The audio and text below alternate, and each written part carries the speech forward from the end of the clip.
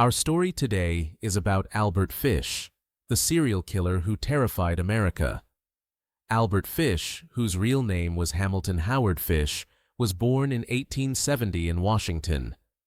From an early age, it was clear that he had psychological problems, especially since his family had a long history of mental illness. Later, he became known by terrifying nicknames such as the Gray Man, the Werewolf of Wisteria, the Brooklyn Vampire, and those nicknames were well-deserved. From the age of 12, Albert Fish began showing disturbing tendencies. He discovered that he enjoyed pain and even harmed himself with sharp objects. As time passed, his obsessions grew darker and more dangerous. By the 1920s and 1930s, Fish began targeting children. He lured them in clever ways, tricking them by pretending to be a neighbor or a family friend.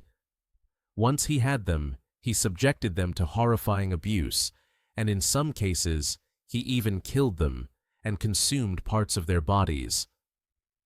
One of his most infamous victims was Grace Budd, a 10-year-old girl. In 1928, Fish convinced her parents to let her go with him to what he said was a party. Grace disappeared completely, until 6 years later, when Fish sent a letter to her family describing in detail how he had killed her, and even eaten parts of her body. That letter was what finally led to his capture. Why was he called the killer who terrified America? The brutality of his crimes. It wasn't just murder. There was torture, cannibalism, and his disturbing enjoyment of writing about what he had done. His disguise. Fish looked like an ordinary, weak, and harmless man. His appearance never suggested he could be a monster, which made him very hard to suspect. The fear he spread.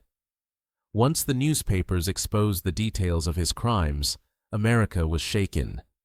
Parents were terrified for their children, and no one felt safe anymore.